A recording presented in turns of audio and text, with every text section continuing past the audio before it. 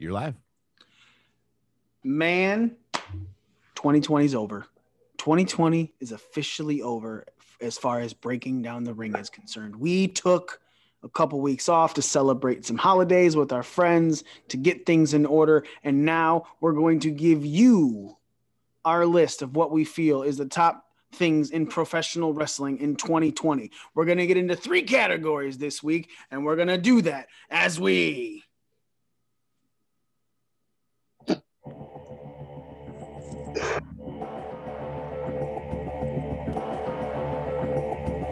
Breaking down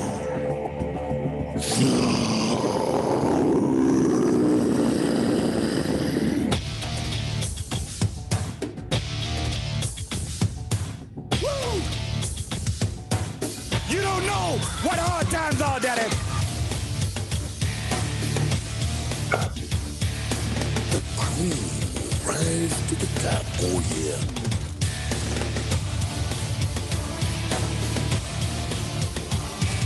Austin 316 says I just whipped your ass. You just made the list. This right here is a family.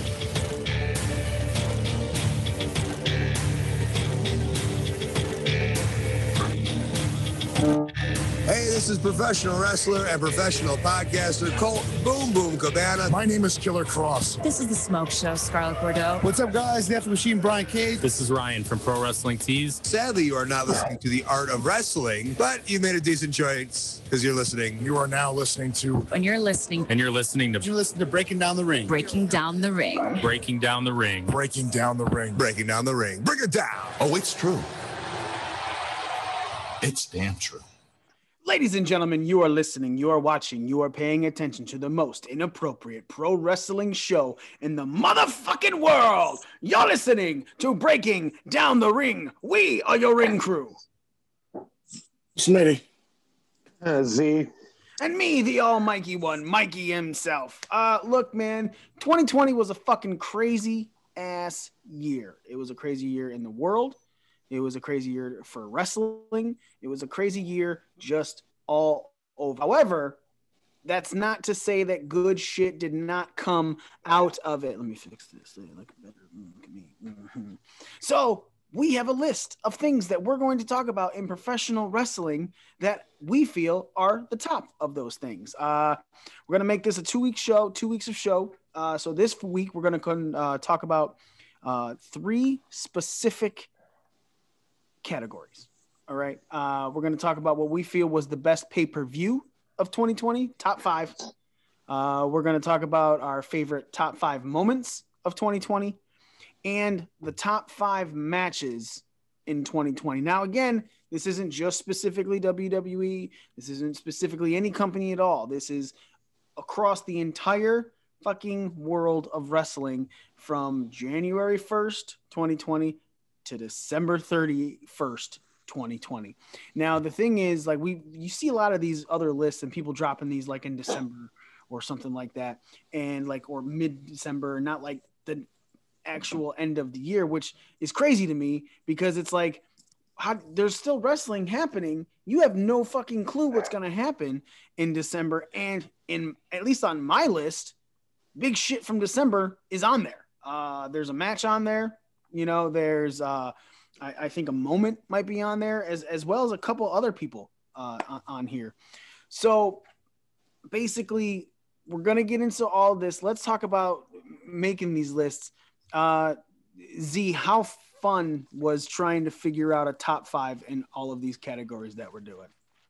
Not fun, because I put it off for 2 weeks and had to figure it out in, I don't know, did it in like an hour last night. I could tell because your list is fucking weird.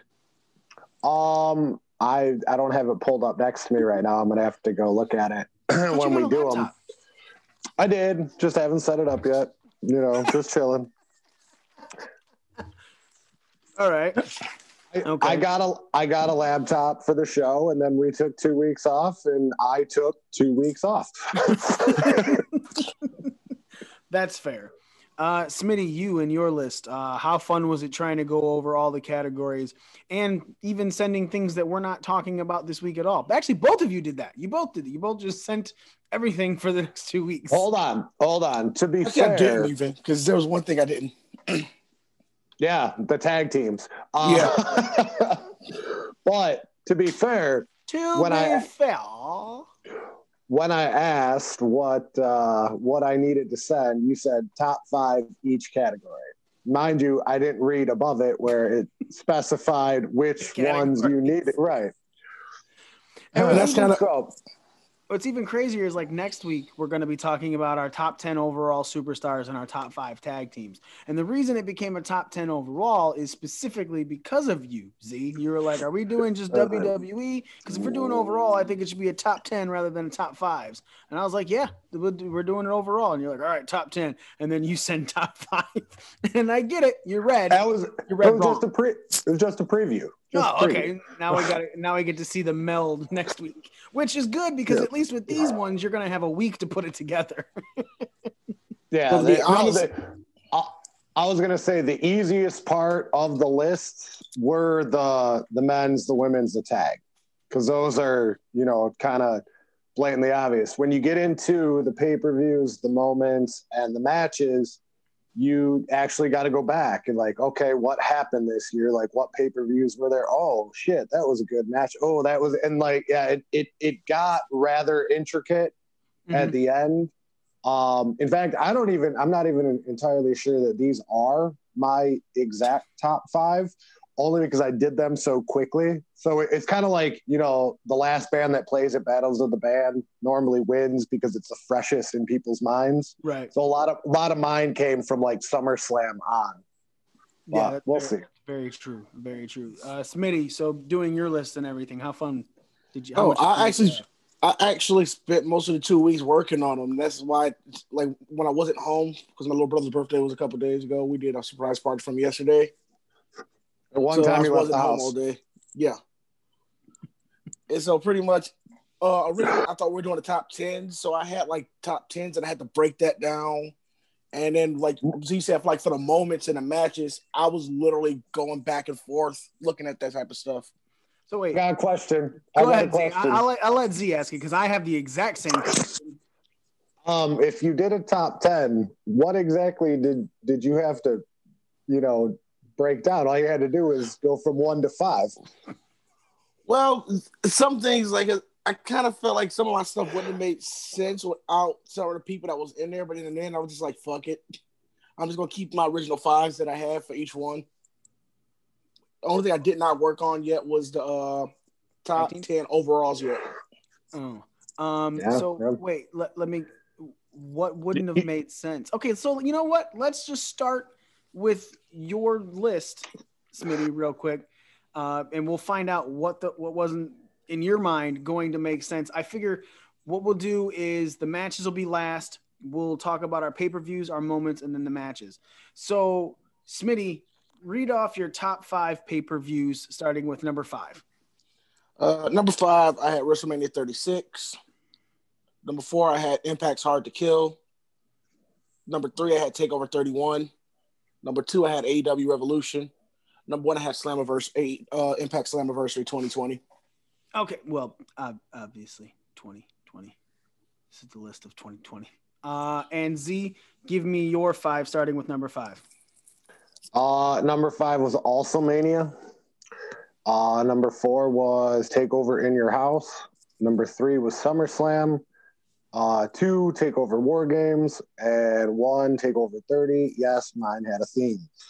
Obviously. Walt, his number 5 was TakeOver in Your House. Then number 4 at TakeOver 31. WWE's Payback was his number 3. WWE Survivor Series was his number 2.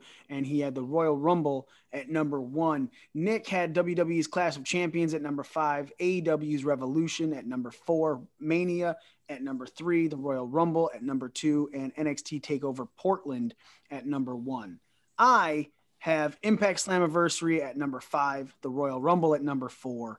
Clash of Champions from WWE at number 3. New Japan's Wrestle Kingdom 14 at number 2. and number 1 is NXT TakeOver Portland. So, Smitty, you have 2 of the Impact pay-per-views on there. Are those the ones that you're saying you don't think would have sounded right without other people involved in it? Well, originally that's what my thought, but then I thought about the whole like top 10 overall, and someone messed with like are going to make a lot more sense after we actually get that one out the way. Okay, so I think like in the short run, let me rephrase it. So in the short run, I felt like some people wouldn't make sense without my top 10 overall being involved. Okay, so you know what? Let's shoot the shit. Give me 6 through 10 on your list. So that's the one I. Okay. You see all this here? No, because you have a background and it blends in every time you try to show something. I have about 4 pages of like everything I've jotted down over the last 2 weeks, and like what I sent yesterday was just the stuff that I pretty much broke down from all those lists into a 5. Wow. I did mine in an hour, and Smitty made a study guide. Pretty much. I told you, I've been watching so much just to try to get, like, I've been watching so much and looking into so much for this list. Like, I guess, like, look, man, I kind of did too. Like, I've very much talked about how little wrestling I've watched this year because a lot of the stuff from the speaking out movement just deterred me from wrestling. But there was still stuff that I watched. So in going back, my thing that I did was I looked up like 5 or 6 different sites of what they thought were like their top 10, right? And I watched these pay-per-views, and man, I've watched so much wrestling in the last 2.5 weeks. It's ridiculous. But ultimately came to things that I had already kind of thought originally, you know. Smitty, you and I are the only one with any Impact pay-per-views on here. You have Slammiversary at number 1. I have Slammiversary at number 5. But I was going to say now, sorry to interrupt you, but the only reason I don't have Impact on mine is I just recently started watching. Right. That. So I don't have, you know, like I can't say it was a good pay-per-view if I never fucking watched it. Agreed. Completely agree with you. I will say I was surprised you didn't throw a fucking Talking Shop-a-mania on there because you absolutely love those. And granted, I do, but I love the fact that they're a parody of an actual pay-per-view. Like, they're a shitty pay-per-view. Like, if you pull in the casual fans and say, hey, watch this, they'll be like, what the fuck is this? But if you bring in a mark like ourselves, right, and they watch it and they get the background references and shit like that, it's funny, but it's not pay-per-view quality. It's like the SNL of pay-per-views. Does that make sense? Kind of. All right. I understand that. I get it. Yeah. All right. So Smitty, Slammiversary, you have it number 1. Explain why you thought Impact Slammiversary was the best pay-per-view of 2020 and why did it beat anything else on your list? It beat everything on my list because it was one of the maybe 3 pay-per-views throughout the whole year that I actually sat down and watched and was entertained from the top of the card to the bottom of the card. Okay. Just everything on there just ticked off. It just made me. I was entertained from top to bottom. Okay. And it's probably the most memorable of pay-per-views throughout the pandemic for me. Okay. And just because you were entertained, that's it? That's like there was nothing specific? Isn't that what we're supposed to? One out of these? No, I mean, yeah, but like usually that's really vague, right? Like okay. So this is because I didn't want to go into one of my moments. Okay, so I'm just going to go into one of my moments. So like the Fatal 5-Way, well, 5-6, what they did, the elimination for the vacant world title. That was really good. I really enjoyed watching like the North and this Shamrock Callahan, I believe, was on that one. I got the card right here. You had the Deanna Purrazzo and Jordan Grace match. Just pretty much everything on that match. You had like a lot of returns and you had some debuts. You had they had the women's gauntlet for the number 1 contender. Now I really enjoyed that. Really? I did enjoy it because of who won. In a way, And I also like the way Well, that's they do more their of a gauntlet moment matches. than a full pay-per-view. So they say that was part of the pay-per-view. I really enjoyed Willie Mack versus Chris Bay for the X Division title.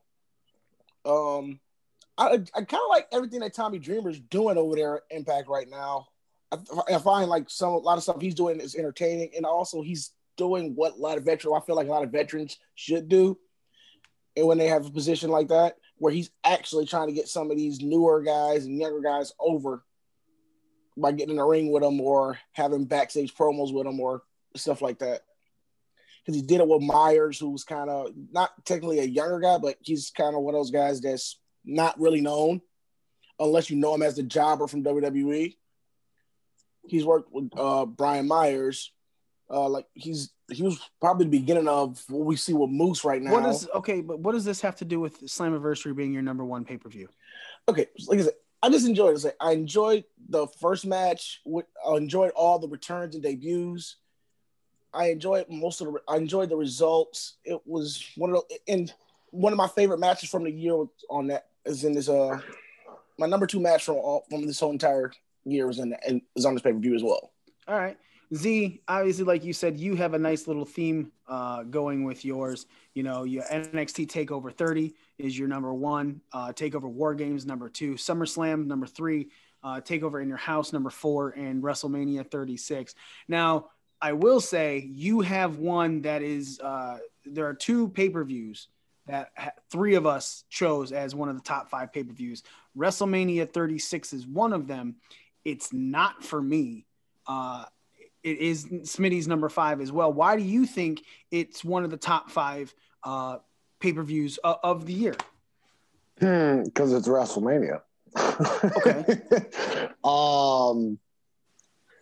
Given the circumstances with the no crowd and the on-the-fly booking and stuff like that, I still was thoroughly entertained by it. Like, I got to see Drew go over Brock. I got to see the spectacle that it was. It was the first time it's ever been 2 nights.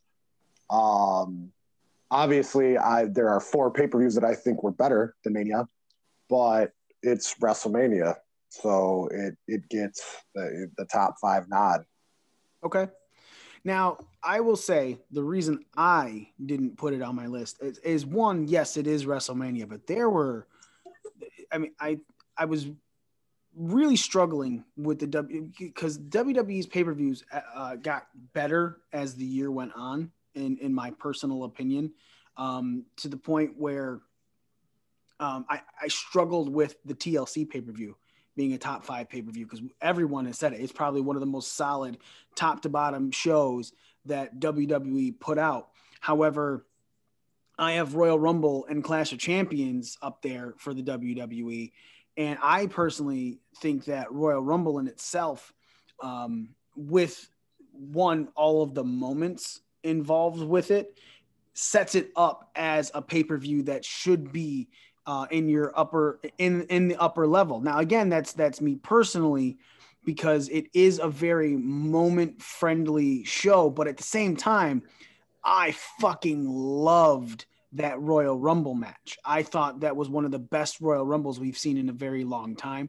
I liked the only thing that really threw me from the Royal Rumble was like the beginning build of it, right? But once it got to it, I was like, holy shit, this match in itself is, again, one of the better Royal Rumbles of the fucking of all time. And then you get to just the other matches in themselves, you know what I'm saying? There was that was when you had Bray Wyatt and the Fiend. I mean, the Fiend and Daniel Bryan going at it. That strap match was fucking nuts, right? Like, strap match is a fucking difficult gimmick to pull off, but if you do it right, it's done well, and that was great. The Becky Lynch and Asuka match. Charlotte Flair won the Royal Rumble as well, cementing her legacy even further on. But Z, you were about to say something. I was going to say that I struggled with that because WrestleMania or Royal Rumble, if I made a top 10 list, is number 6. And I was like, which one gets the nod? And I gave the nod to Mania because it's Mania. Right. Like that's where, because it's Mania, it got the higher spot. But I did have the Royal Rumble for the exact reasons that you were talking about right now. Okay. You have NXT TakeOver 30 as your number one. Obviously, I do. And NXT TakeOver War Games as your number two. So NXT obviously blew your fucking mind this year. 3 of your top 5 spots went to them. Why did you think 30 was the better of all of their pay-per-views? All right, so I would have went with War Games. Obviously, they're 1 and 2 because I think War Games was wonderful. But in 30, you got to see Finn Balor versus Timothy Thatcher, which I think was a very good match. You got to see Adam Cole versus Pat McAfee, which blew everybody's fucking mind because you didn't know what to expect, and it met and exceeded expectations. You got to see Karrion Kross beat Keith Lee for the NXT Championship in a solid match, probably the last really good match that Keith Lee had because they have him trying a different style on the main roster. Mm-hmm. Breezango wins the tag champions in the beginning of the match. So, I mean, I'm a big fan of theirs. So that helped sway my decision. But War Games is the second time you get to see Pat McAfee in the ring after 30. So if you don't have 30, you don't have War Games. So 30 gets the nod. Okay. I mean, the show from top to bottom, NXT, almost every show is really, really good. I think there was one show this year that we were like, it was good. It wasn't bad, but it wasn't as good as every other, show. Right. So, I mean, that's kind of where I'm at with why NXT makes so many spots on my top 5 list. It's what I'm most invested in. It's my favorite product of wrestling that's out right now. And it's the one I primarily watch over everything else. So obviously it's going to have higher spots on my list than, say, somebody else's. Right. Smitty, your NXT pay-per-view that you put in your top 5 is 31. 31 is also on Walt's top 5. Z, outside of In Your House, your other 2 NXT that take over 30 and War Games are on no one else's list. That's 100% specifically you. Smitty, you at 31 as number 3 for you. And I said Walt has it at number 4. Why was that the NXT show for you that was the better of the NXTs? Some of the talent and the match quality for me, from top to bottom in that card in general. Whoa, sorry. Z just went portrait, folks. Is the land Z was Z? I started the show on portrait. It's fucking nuts. Sorry for interrupting. Go ahead, Smitty. But yeah, the talent from top to bottom and the way this card was executed from the beginning and the pacing of the card was perfect for me. And like I said, we all said that NXT is probably the best product under the WWE banner right now. And like, not probably, for sure is. So for me, like going through NXT takeovers, I just had to go with a personal favorite. Okay. And like from top to bottom on that card. That's what I did too. Well, I mean, that's what it should be. It's because I could have literally picked out of a hat. I'm like, oh well, damn, that was a good NXT. Just put every NXT takeover from 2020 inside of a hat and pull one and put it on this list, and it still would have made sense. Yeah, for the most part, I agree with you. I went Portland, but also the main event from 31 was also like watching Kyle O'Reilly and Finn Balor kill themselves in 31. Just kind of. Was kind of that little chick that put me over for 31. I understand. And like I said, man, the reason I went 31 is just it was one of those pay-per-view. I think I could be wrong. It may have been the last pay-per-view with a live crowd of the top companies, right? Because NXT Portland 31. No, Portland. Portland. Portland. Because NXT Portland was February 16th, 2020. Yeah, it was. Because March when they stopped doing live crowds. Yeah, and the live crowd. It was what? Portland 30-31 in your house War Games? No, Portland, then in your house. Well, right, but those were the 5 for the year. There was only 5, right? Yeah. There's usually 4 or 5. I'm talking about overall in wrestling. I don't think there was. Oh, okay. Sorry. I don't think there was another pay-per-view that had live crowds because I don't remember another one before the middle of March. And I know the middle of March is when everything was fucking getting shut down. Didn't like towards the end of the year, didn't AEWs have, I mean, only 100 people or 1,000 people? Crowd. Okay, well, last pay-per-view with a full crowd. Okay, gotcha. So you have this pay-per-view, and it's topped off with Adam Cole and Tommaso Ciampa just going the fuck at it, right? I understand that Balor and O'Reilly is probably one of the best NXT matches. Who is better? I understand that it's probably one of the best NXT pay-per-view matches of the year. But Adam Cole and Tommaso Ciampa just went at it for 30 minutes. And it was a great topper to another one, to a pay-per-view that had Balor and Gargano on it, which was spectacular to watch. The Rhea Ripley Bianca Belair match was wonderful, and I believe this is already getting into the WrestleMania stuff. Like this is right after Rhea challenged Charlotte for that title at WrestleMania. Dakota Kai versus Tegan Nox. Those girls were going at it with another rivalry that had been going on for quite a while. You know, Keith Lee, NXT North American champion, after beating Diamond and Dijakovic, again, 2 friends going at it in a great match to kick off a pay-per-view. It just blew my mind how good 31 was overall. I don't think there was a slow spot in Portland. Sorry, NXT Portland. I don't think there was a slow spot in the entire thing. You know, and as much as I fucking can't stand Matt Riddle right now, this was obviously before that. Let's not pretend like him and Pete Dunne didn't go like the NXT tag team championship match. Him and the Broserweights versus the Undisputed Era, Bobby Fish and Kyle O'Reilly. Just seriously, it's just stacked, right? And I couldn't be more happy with the way that pay-per-view pulled off. Now I will say, excuse me, I am the only one with an international pay-per-view. I put the New Japan's Wrestle Kingdom, their biggest show.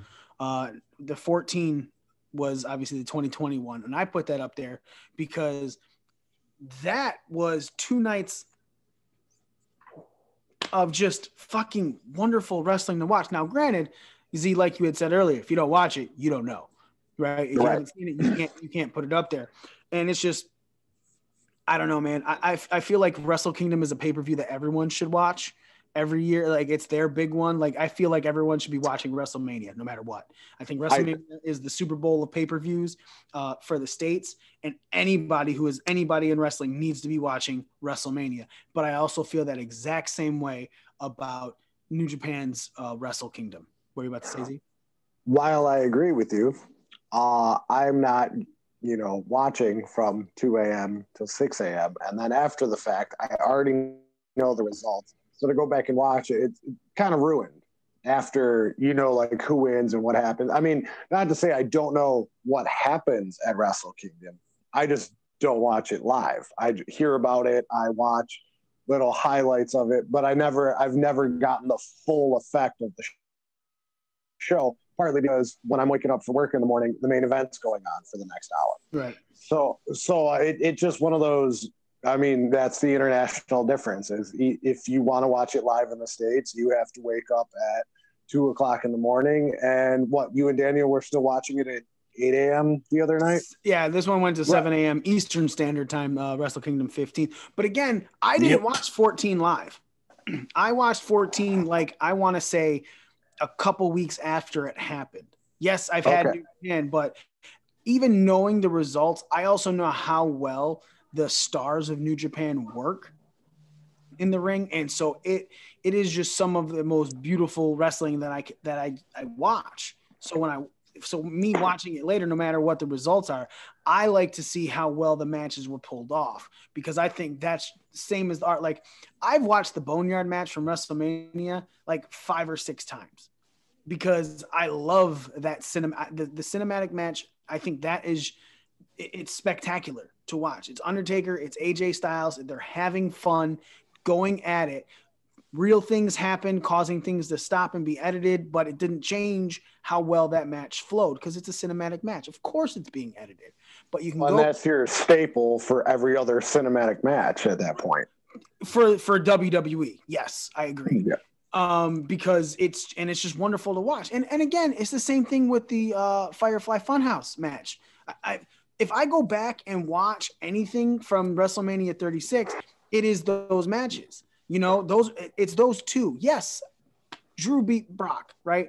But the Firefly Funhouse was fun. The Boneyard match was fucking Taker looking great again. And at this time with AJ Styles, you know, and that's like, a lot of people say Sting and Undertaker. And it's like, yeah, we want that. But we didn't. We're 20 years too late. But we didn't know we wanted AJ Styles versus The Undertaker until we got it. Right. The build was crazy, but what we finally got, we were appreciative of. Z, you're the only one that put SummerSlam on here, though. Explain why you thought SummerSlam was a top 5 pay-per-view. Because basically because of Roman's return. Okay. At that point, the reason SummerSlam's on there is because of a moment, which would be Roman's return, which I think is number 2 on my moments, not to get into that list yet. But SummerSlam is what kind of, like, I was tuning out towards SummerSlam. SummerSlam happens. Drew turns. Randy's being the best Randy Orton of all Randy Ortons. And it intrigued me to start watching wrestling again. Not that I ever really quit, but it drew me back in to where, okay, I'm no longer watching it and it feels like a chore. Like, I want to tune in. I want to see what happens. So that's why SummerSlam gets the nod at number 3. Okay. Smitty, your pay-per-view that is not on anyone else's list is Impact's Hard to Kill. Why do you have that at number 4 above all other pay-per-views in the spectrum, including, which I was really surprised New Japan didn't touch your top 5? See, my reason New Japan didn't touch mine is this is kind of the same reason like Z. Like I really feel like because if I got to watch it when it was live, I would have a way better. It probably would have beat 36, to be honest. And like only thing I can really remember from Wrestle Kingdom 14 is the fact that Tetsuya Naito became the dual champion in night 2. He won. Tetsuya Naito wins the IC title in night 1, becomes dual champion in night 2. That was the only moment I could like really pop to my mind when I think Wrestle Kingdom 14. Even though, yes, you're right, there's always great matches during Wrestle Kingdom. And I think that was the issue. Like, all the great matches, there was really no great memories for me at Wrestle Kingdom 14. Okay, so why is Hard to Kill your number 4? Like I said, you had once again one of my favorite matches from the year is on there, which one of the competitors, which Mike Elgin, got caught with the whole speaking out movement. And I enjoyed watching the North, and they had a great match.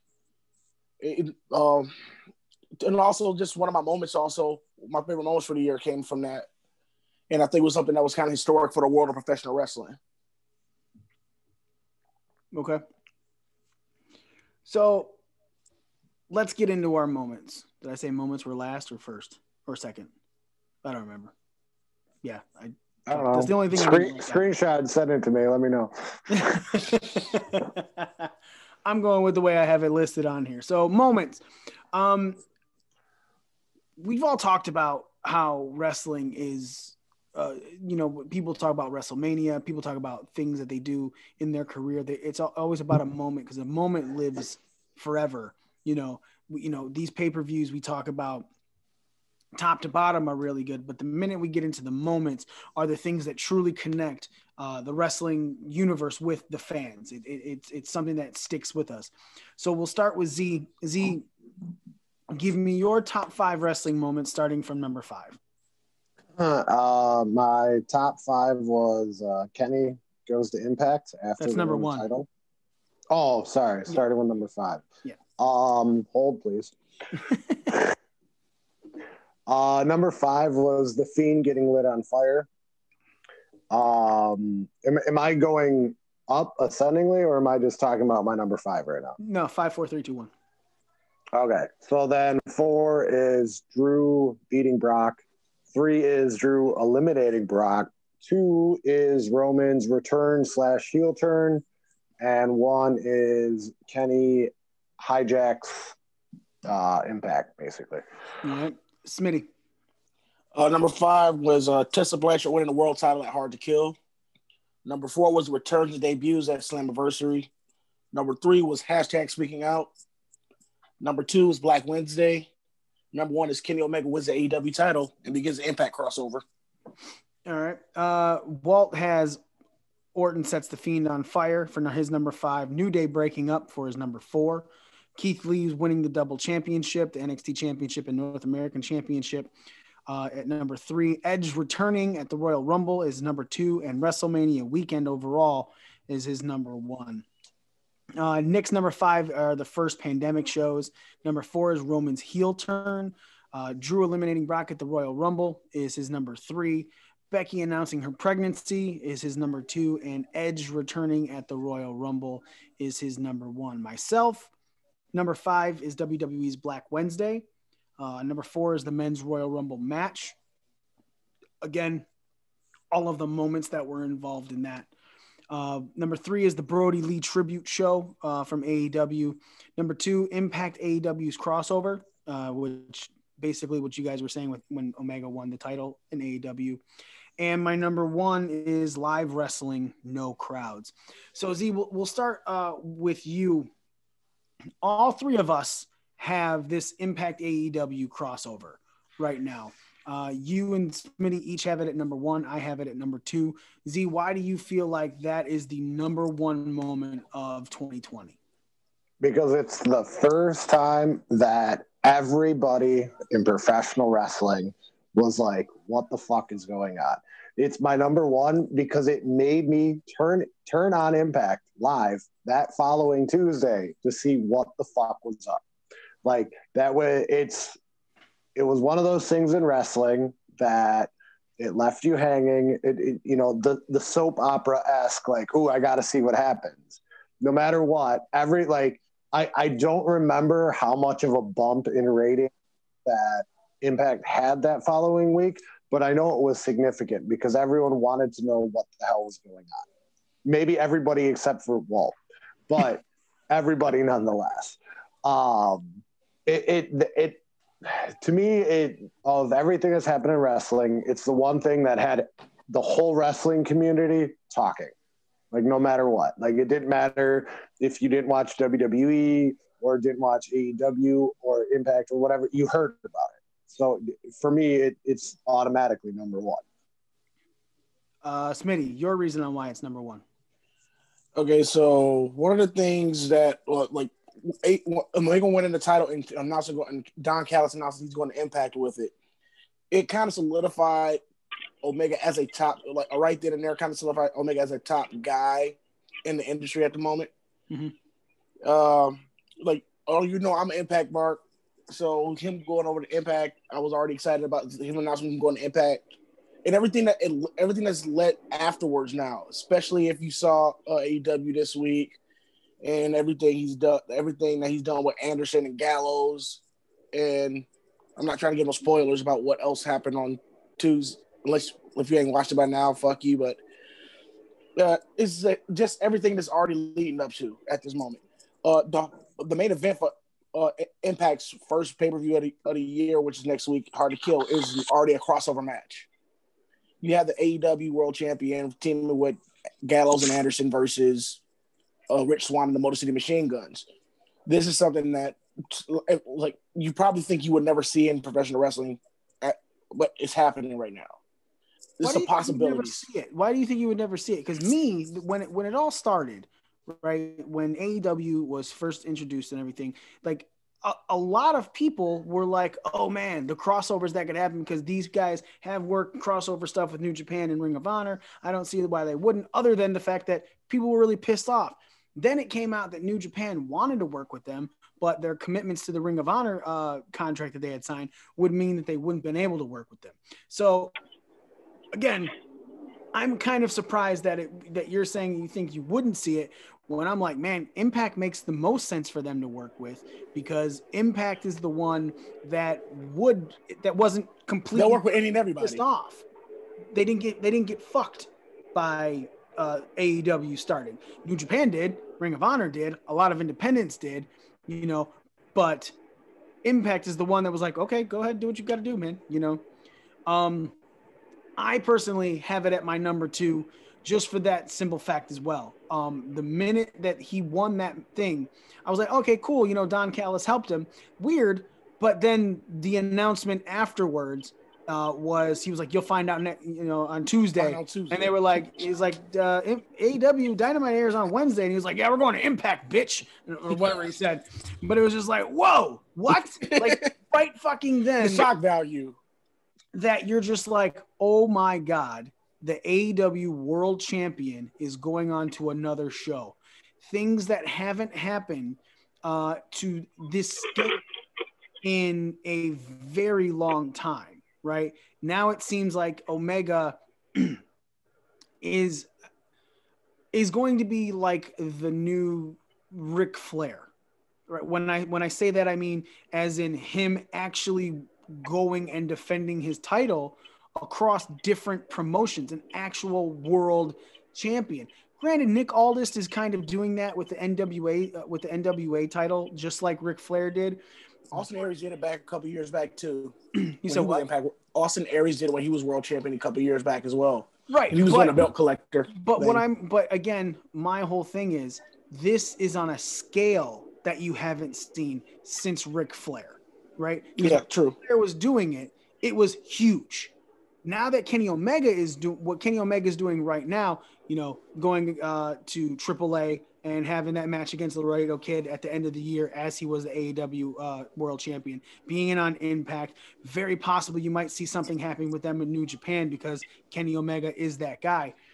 This is something why it's in my number 2, but not my number 1, is because of the scale that is involved with this.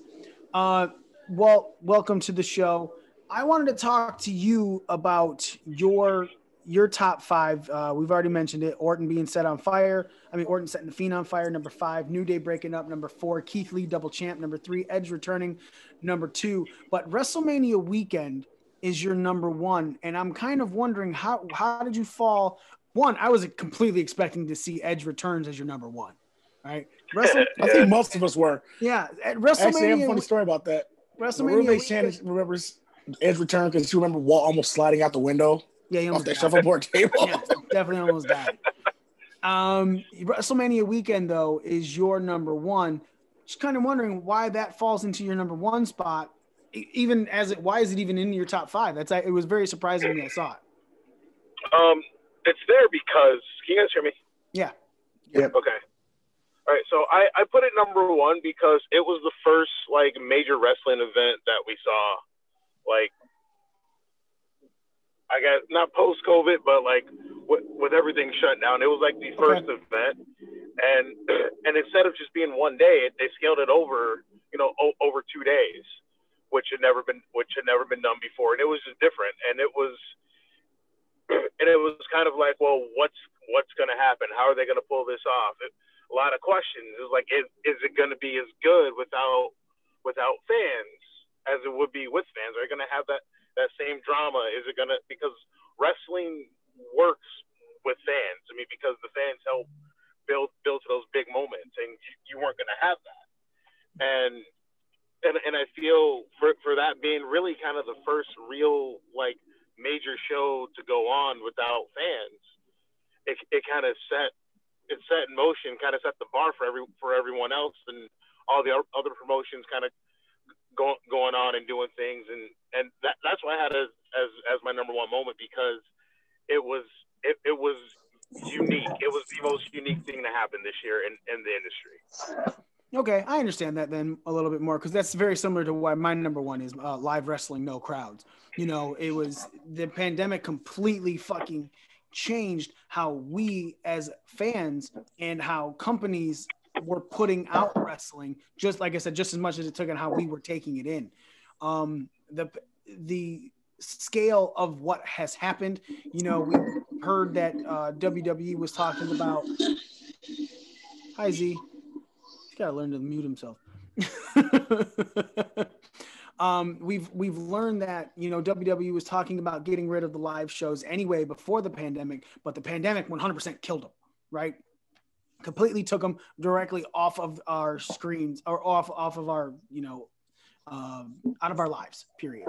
You know, and then we get to see and watch all of this stuff happening and trying to figure out how we were going to accept it, because WrestleMania was weird watching it. There were great times and good moments and everything, but watching some of these things without a crowd, you know, knowing Drew McIntyre, the way his pop was when he eliminated Brock Lesnar at the Royal Rumble, you can only imagine how big the pop would have been when he won the WWE championship. You know, I can't fathom anything, me personally, being bigger than what the pandemic had done to the wrestling industry that we love so much. You know, that's why it was my number one moment. Smitty, you put on for your number 5, Tessa Blanchard winning the Impact World title. That was the main event of Hard to Kill. You said it. The reason why it was one of your pay-per-views, top 5 pay-per-views, was because of the ending of it, that moment. Why do you feel like that was a major moment? And I have a counterpoint because I already know what your answer is going to be. You should unmute yourself if you want to talk to us. Yeah, Tessa winning the world title at Hard to Kill, like pre everything that happened, it was, for me, it was a big thing. For not just for wrestling, for women in wrestling, and just for Sammy put over Tessa was amazing. And like the build for it, it was just everything surrounding Tessa winning that title. It was really good. It made me feel good as a human being. Okay. I had to check out on at the end. You definitely needed to attack on. All right, so here's my problem with this being a moment in wrestling, a top 5. I agree that it's a moment. It's a history-changing moment. It's a moment in history. I think the way it happened, one, she was the wrong person to give that belt to. Right? If you were going to put over the way they got to it is it made way more sense for Jordynne Grace to be that type of woman. She looks like she would beat the shit out of every fucking guy on that roster, except for Brian Cage at the time, who Tessa Blanchard still had to somewhat go through. Even though it was a gauntlet match, he came in after her. There's no fucking reason that I feel like Tessa Blanchard should have won him. 2, she beat Sami Callihan for the belt. I agree. Sami Callihan's great. But how do you make it look like Tessa Blanchard can win the world title? She beats a fucking 5'8" fat guy, right? Who, while as good as he is, you stack her up against anybody else, it's like, no, your suspension of disbelief is gone, right? I fully agree that there are times a woman should take. I feel like Charlotte Flair could go and take the WWE main title. You know, she is that good. She stacks up against the competition. She is an athlete like that. Tessa Blanchard, then after winning it, was a cunt. She was a fucking cunt to that company. The company gave her a history-making moment, and she was a fucking cunt to it. Just like I feel like Kenny. Which part I said pre everything that happened. But again, even pre everything was the reason Kenny Omega's I feel is up there so high, and why I agree that he should be in the top 5 of anything, is because of the things that happened post that moment. That moment sets up a domino effect of great things that happen. Her winning that belt damn near put that company in shackles because she wouldn't do shit with it. I feel like her winning that belt was a bigger fuck up than it was a top 5 moment of the year because it fucked Impact for a little bit.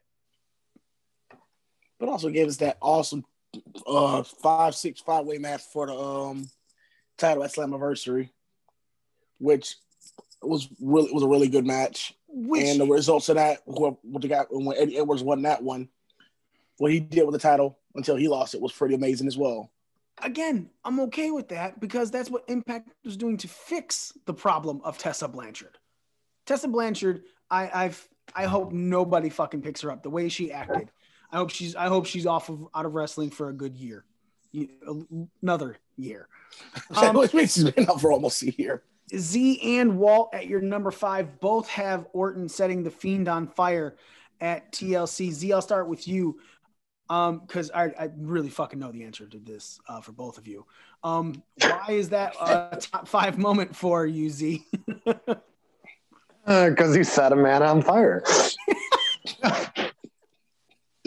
May have been a balloon man, but a man nonetheless. It's one of those moments. Like, when was the last time you've seen anybody set on fire in the WWE? Kane. Exactly. Like, MVP set him on fire. Well, when was the last time you've seen an Inferno match? Like, you knew the end of the match was like somebody was going to get set on fire. We all assumed that it was going to be Orton because he came out with long sleeves and jeans on. So okay, you figure it's going to be him. Ends up being the Fiend, and then he torches him.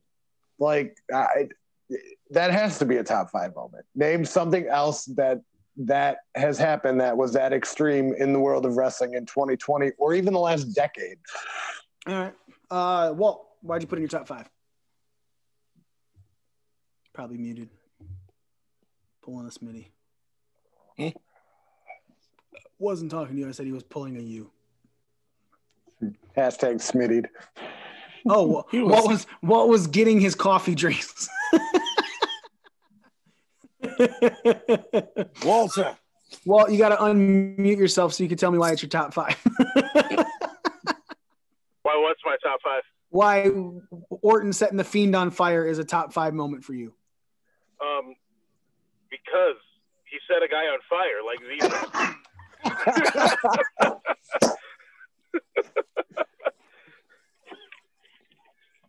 All right, that's it. That's just the moment. Like, I mean, set him on fire. Like, we don't see that anymore. It's amazing that I was completely wrong. Set a guy on fire. I mean, yeah. Well, I was right. I was like the simplicity of setting a man on fire. So it wasn't because these fucking cavemen. It kind of changed WWE's direction to show they're going to be a little bit more attitude era-ish with stuff because the ratings are so fucking bad that the fucking network was like, yo, fix your shit or we're dumping you. Because let's be honest, NXT and AEW pull in more weekly ratings than Raw has quite a few times this year. And I'm talking collectively. I don't mean like each one, like AEW beat Raw. No, AEW and NXT collectively drew more wrestling fans than the WWE Raw product. Because as we all have said, Raw fucking blows. Has blown for a while. 3 hours. But it's not 3 hours of good either. It's not even like it's about an hour of good. SmackDown is 2 hours of good. You know what I'm saying? Like Raw is just like, here we go. Hopefully this sticks. Get those shit out of wall.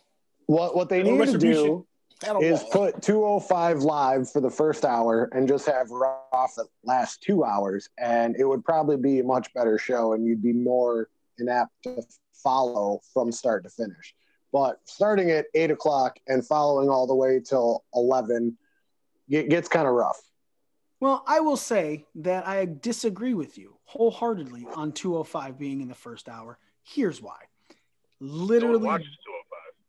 That's it doesn't have to be 205 live. Right, it could be something else. Think about this. SmackDown's biggest rating its debut was after the Friday night NFL games, right? When you get a show for anything you want to have a good lead-in. A good lead-in is what starts people getting into the show. 205 Live will never be a good lead-in for anything, right? I agree that it should be mixed in more, like maybe throw a half hour of the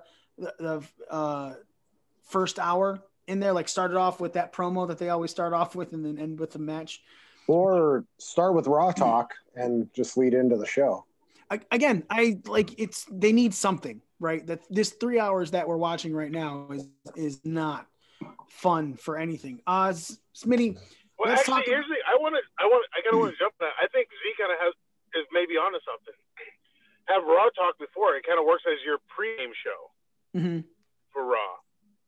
And you have that going, and that's your pregame show. Then you do Raw Talk after as your postgame show kind of thing. And I think Z may have accidentally stumbled onto something. I don't think so. He's smoking a smart weed today. I don't think so at that point because nobody cares, Smitty. Shut the fuck up, Sim. But, it's like so we already know also Raw so formulaic. Like, what's the point of having a post show where you're gonna open up with a promo anyway? But that's what I'm saying. Like, if you start with Raw Talk, you don't have to open with the fucking promo anymore. The promos are happening on Raw Talk. Then you get into the fucking matches. So it's not about it. You kind of break the formula by putting Raw Talk at the beginning of it. You could almost do a half an hour before and a half an hour after. You take that hour away, and in 2 hours in the middle is Raw. And if nobody watches Raw Talk after, you don't care because they watched Raw. Yeah, I think it would work. I agree with that. So Smitty, two of wrestling's blemishes, major top 5 moments for the year. The hashtag Speaking Out movement and WWE's Black Wednesday. Talk a little bit about those and why you have them at 3 and 2 respectively. Speaking Out at 3, Black Wednesday at 2. Because of the impact they had on the industry, no pun intended. You can see how some companies reacted to when it comes to Speaking Out. You see how some companies reacted to it. Like Mikey, you said at this point you are not watching WWE because how they've reacted to the Speaking Out movement. But also, like you say, when you look at companies like WWE, they really have not done too much about it. AEW felt like Jimmy Havoc did get fired. You feel like Sammy Guevara. They should have been 100% more strict with his punishment. No, I don't think he should have been more strict. I think they should have been more honest about his punishment. That's what pissed me off. Is they pretended it was a 30-day fucking suspension when he returned on a show they taped 8 days before the 30 days was up. I was pissed off at their dishonesty about it. I fully agree that Guevara deserved just about 30 days out. You know what I'm saying? Some sort of suspension, not to be fired. Definitely had to go through the classes, but maybe a little more than 30 days. Even so, if it was only going to be 30, be honest about the 30 and make it an actual 30, not 21 and pretend it was 30 because it's a fucking tape show. Or at least say 30 days of not being on TV. So that way, it's kind of right. Right, yeah, because that's honest. So, all right, go ahead, Smitty. But then you also see companies like Ring of Honor and Impact who've actually taken action against people that were brought up in this, like guys like Dave Christ, Joey Ryan, Mike Elgin. All of them were pretty much canned from Impact, and Mike Elgin was part of a major storyline at that point. It's an Impact. They just released it there last week that they have parted ways with Marty Scurll. Impact or Ring of Honor? Ring of Honor. Ring of Honor. The Marty Scurll one's annoying. I can't be pissed off at it though. But yeah, it's like you got guys like they slap like the people that WWE can't are people that people really don't know about because nobody really watched the NXT UK brand really. It had some steam when it first started, and it just fizzled out. It's crazy because one of the best matches of the year was on that fucking show this year. At the end of it, yeah, it's one of mine. But in the Black Wednesday because on about number 2, because a lot of the people that are they're actually having some better times. Not that they're like, let's see, Mike Bennett and Maria Kanellis. They're back in Ring of Honor. Anderson Gallows are in Impact of the tag champs. Eric Young came in back to Impact, made an impact, no pun intended. He's having a good run back over there. Just Brian Meyer just having a decent run in Impact as well. There's a lot of like Miro, even though I feel like he's still trying to find his feet in AEW. He seems to be happy in his youth, and I follow him on Twitch. So it's like the Black Wednesday stuff was sad, but I'm just glad to see how some people are landing on their feet now. But see, that's why it's like in my top 5, and number 5 is because while it was sad, it was a horrible fucking day that didn't need to happen. Right? It's not a moment in my fucking top 5 because of the greatness of it. It's a moment in my top 5 because it's like, holy shit, it's pure. It's profit over people in the WWE. And while that has seemed like that for a very long time, it was the first time that they truly showed that they didn't give a fuck. Right? It was a situation where when they got rid of who they got rid of, we were all like, okay, that's fucked up. But then it came out that it wouldn't have really it just showed they had the biggest profits of any quarter right after that. And the only thing it would have eaten was like $200,000 of the profit. So it was like 100%, we just don't give a fuck. Fuck you. You don't matter to us. We don't put our talent above anything. We put our money above everything. And that it's just a situation where the speaking out came out after that, but the speaking out is what put the nail in the coffin for me from WWE. But even then I was like, all right, fuck you guys. You're kind of tuned out. Z, you were about to say something. WWE is a publicly traded company, so they are going to, for lack of a better term, cut off the hand to save the body. And they only released that they made record-breaking profits for that quarter after releasing everybody. Yeah. Like that helped with the profit margin. Now, if WWE was a mom and pop shop or a privately owned company, then I would like to hope that they would then put people over money. But being publicly traded, their hands are almost tied. While Vince does hold 70% of the vote on stuff like that, he also has to worry about sponsors, network execs. Like he has to keep everybody happy. It's not just his decision. So I kind of understand. And plus, it gave a lot of guys the freedom to go do other things that they weren't able to do in WWE. So I really don't think it was all like if you're thinking of like Stephanie and Triple H and Vince and stuff like that, like it wasn't necessarily them putting money over people. They have a bigger picture to look and say AEW. AEW is owned by one person, so that one person can dictate everything. Now, I understand that, but when you make the analogy of cutting off the hand to save the body, the problem is nothing was wrong with the hand. It was kind of cold, right? It's not like there was hypothermia set in and then it would be to where the rest of the body could be fucked if I keep this hand on. It was, hey, my hand's kind of cold. I'm going to cut it off now. What? No, you could have done so many different things, including put a fucking glove on, right? Nothing would have happened. You didn't need to cut off the hand. And that was my point. It was an unnecessary step that was completely heartless with it. Especially in the time we're in.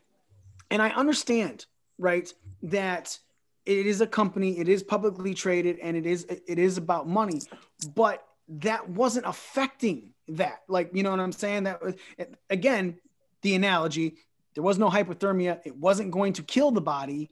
You could have, put a glove on because it was just a cold hand, right? They specifically went in and said, fuck you, we're getting rid of you, you're gone. For no reason. There was no reason for it. They were still going to have record breaking numbers for that quarter. It's not like keeping those people on diminished it to be, okay, now it's not a record fucking profit. Nope, still going to be a record profit. They literally did it just to do it because they were like, well, we want to cut some fucking shit, so we're going to cut these people. And like you said, a lot of people did have things, both of you, they did have great things happen afterwards. You know, the Good Brothers are now part of this big crossover. Miro is looking good in AEW. You know, they find his feet. Myers, just not finding his feet. Yeah, it's good for these people that they finally are getting put in places that they should have been. But WWE fucked up too, because we put it all, you know, it's one of our top moments. One of our top moments would not be happening if Gallows and Anderson were still in WWE. 100%. So it might be WWE's Black Wednesday. Fuck them overall. But time out. Paul Heyman's the one that got them fired. Right. It wasn't a budget cut for them. It was, Paul Heyman said, these guys aren't worth the money you're paying them. Get rid of them. Yeah. So, I mean, and then they listened to really him. Well, okay, but I mean, it's directed by somebody. It wasn't kind of like, fuck you. It was, fuck you because he says, fuck you. No, I agree. It didn't need to happen. And because they did it and they listened, they may have fucked themselves as a company a little bit further down the line. Yeah. Or I would really like to see NXT with the working relationship, and then we can see the real reunion of the Bullet Club. And that would be kind of cool. I say the only reason that there's only two people left from one is the original leader, who's the current NXT champion, and then one of your highest stars on your main roster, which your first two pretty much considered leaders of the Bullet Club. Adam Cole's still there too. Yeah, Adam Cole kind of wasn't. He wasn't really considered the leader at that point. That's when kind of Kenny Omega. He was never a leader. I said. Okay, so you're right. So you got three guys, two of them were leaders. There's only been like 4 leaders of the Bullet Club. And everyone forgets that Bad Luck Fale was like a founder. Yeah. Bad Luck Fale is the only original member of the Bullet Club that's still in the Bullet Club. Right. Well, what about the Tongans? You can't have the Bullet Club without the Tongans. They came later. They came after the Bucks. I know. I'm going off the Twitter quotes. Oh yeah. Okay. Z, you have this. Nick also had it. Roman's heel turn. A top 5 moment. Why for you?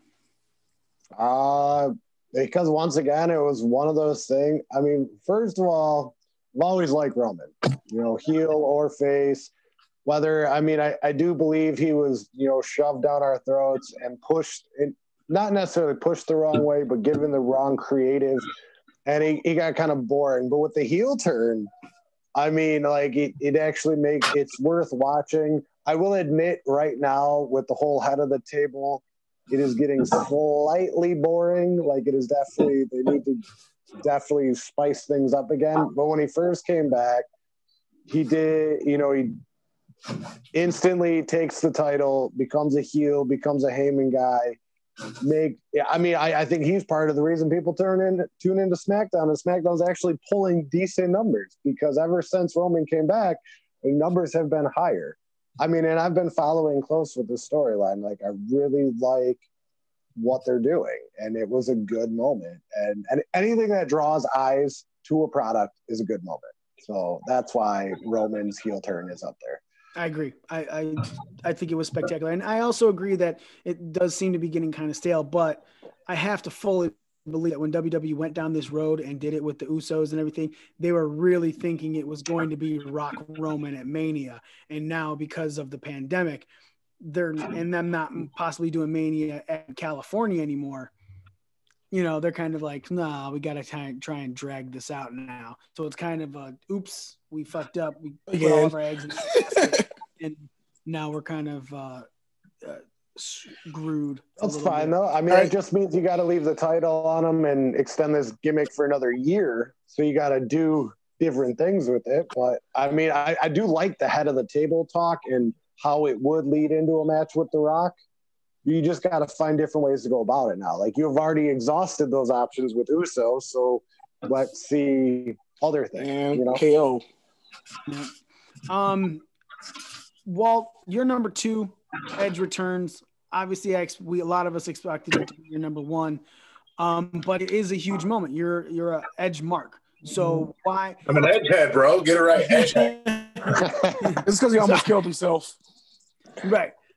So explain to me why it's your number 2. What was besides the fact that you're such a fucking edge head, why does it deserve to be a top 5 moment for you? Well, because I think that moment, with the exception of McIntyre eliminating Brock, that was the loudest pop of the year. Well, there weren't many pops this year. Your face kept disappearing into Taylor Swift's tits. I know. He did it on purpose. I really didn't. No, you're just there. Now I'm doing it. Sorry, I completely. So yeah, continue your story. No, but when his music hit, I mean, the crowd erupted, and that was like, I mean, and honestly, I mean, granted, there's no live live audience for the rest of the year, but I think hands down, even if everything still goes the same, that would have been the loudest pop of the year at Edge coming out, because it was sort of unexpected. You know, no one really knew what was going, and then, you know, he came out. It was like, you know, and it was, yeah, it's set up for a great program with him and Orton that sadly got cut short because Edge got hurt. But I mean, it sets the stage for him to possibly come back, maybe this year or next year or something. But yeah, and also I'm an Edge head, so yeah, I loved it. I thought it was awesome. Now you have Edge returning. A couple other people have Drew eliminating Brock. I have the entire men's Royal Rumble match because of those moments. You know, the elimination of Brock Lesnar, the way he sold for Drew McIntyre, Edge coming out, him and Randy working together during the match.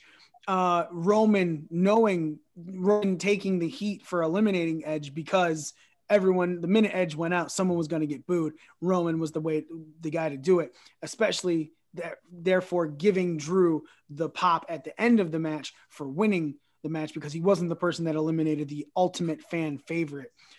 The Royal Rumble match in itself, like I said, is just, it is the moment mecca for me in wrestling for 2020. Highs. You know, it is just like you said, the pop of the year. Both pops of the year happened in there. The elimination of Brock Lesnar, the return of Edge. You know, because you said it yourself. You didn't think you could get louder than how that crowd reacted to Drew claymoring Brock Lesnar over that top rope, and then boom, Edge comes out, and that crowd somehow died. Somehow didn't die. Sorry, excuse me. Which leads me into my number 3 moment. Speaking of death, we lost an incredible performer from wrestling this year.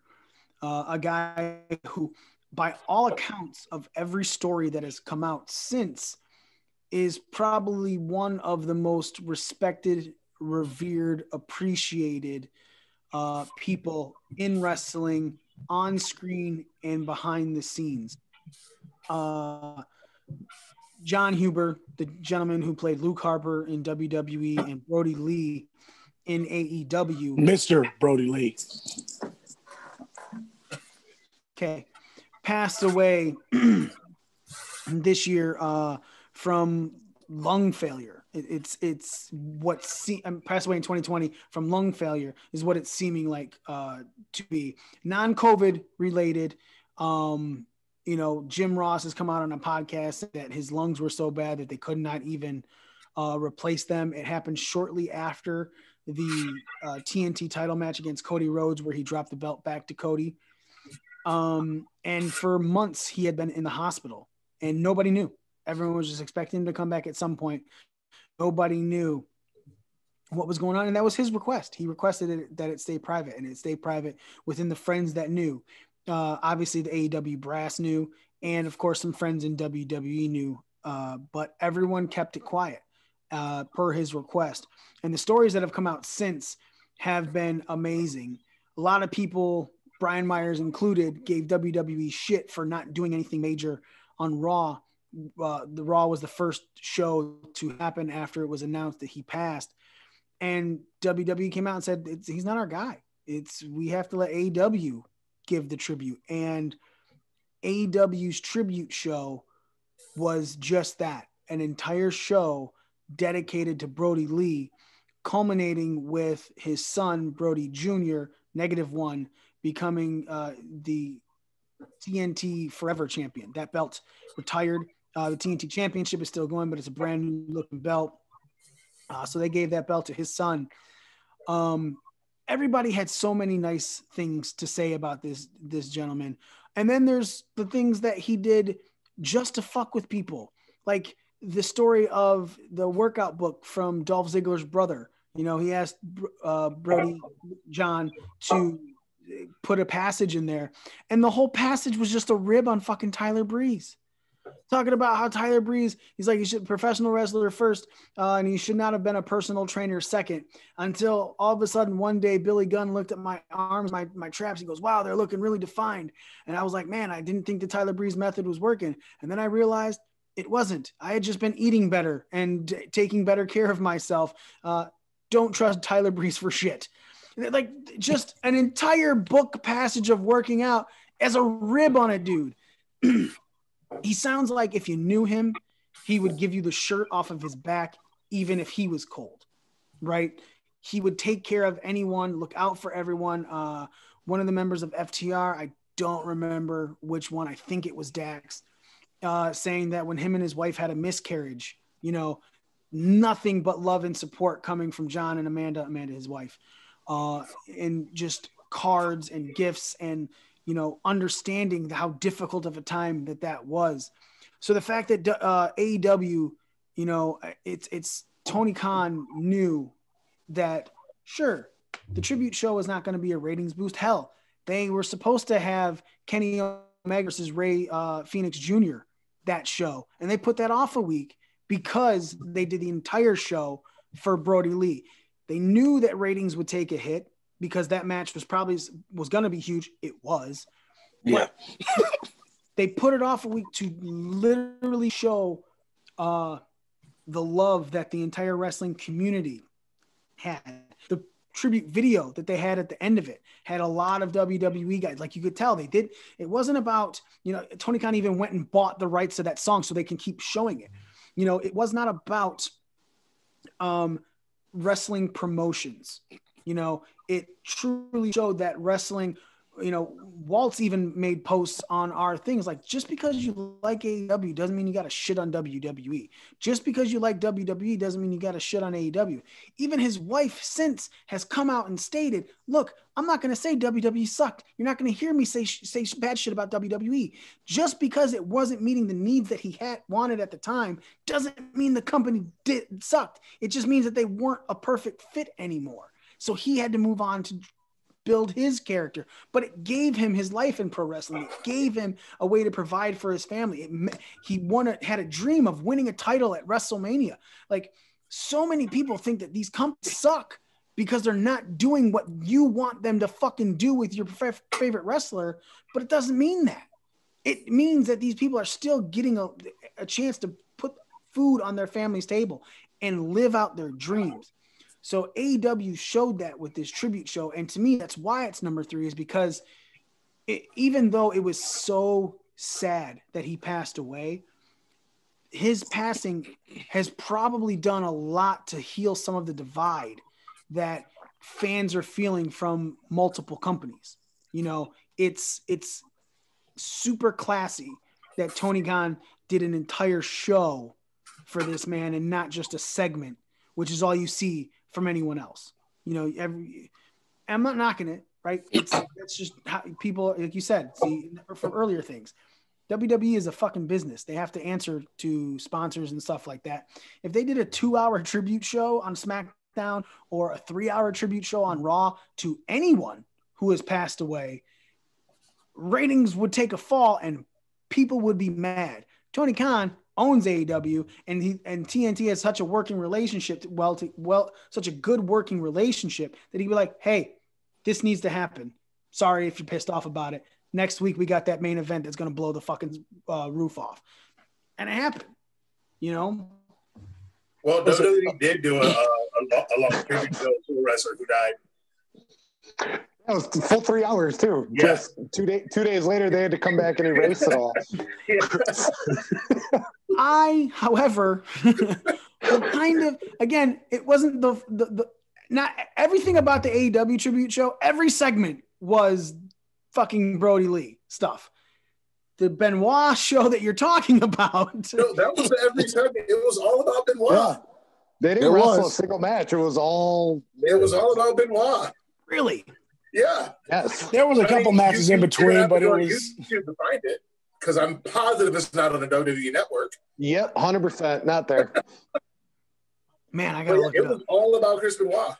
In the Eddie Guerrero tribute show was what they had one for him too, when he passed. Yeah, but when Chris passed, they literally shut down and just had people talk about Benoit for 2.5, 3 hours. And then comes SmackDown. SmackDown and said, "My bad." We're gonna lay at the SmackDown on this name real quick. and you haven't been able to find a Benoit match since. Like those little dots that show up on the network. Normally, when there's a huge gap, that's a Benoit match. No, you can watch Benoit matches on the network. Yeah, they're still. He said you can watch them, you just can't search for them or find. Right, but I'm saying like if you're watching an old pay-per-view and it does the little bullet points like beginning and the end, you can always tell when a Benoit match happened because it's an abnormally large gap between said dots. The biggest example, WrestleMania 20. Well, and because I know one of them, it's like Chris Jericho defends the title, and that's just it. Yeah. Well, all right. So, honestly, like one guy that really came out after John Huber's passing was John Silver, which he came out and told the story about how he bought how Huber bought $1,000 worth of ring gear for him, and he wore it during a tribute show. Yeah, he went spent money because John Silver was a guy that he wanted to get over. Like, it came out that when he went to AEW, what he wanted to do was be a guy that helps put the younger guys over. John Silver being one of them, and that's why. Obviously, he was at some point probably going to hold that AEW title, right? But he specifically went to AEW to help put people over rather than put himself over, which in turn put himself over.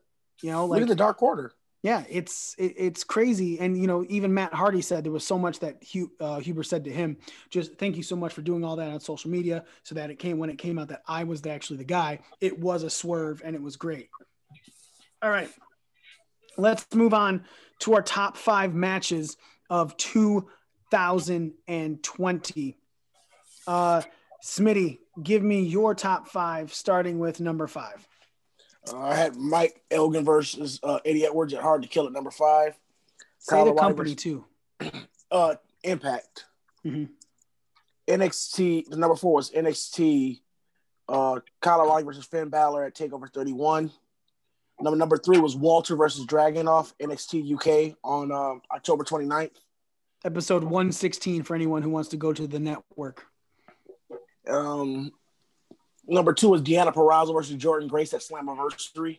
And number 1 was Kenny Omega and Adam Page versus the Young Bucks at Revolution. All right.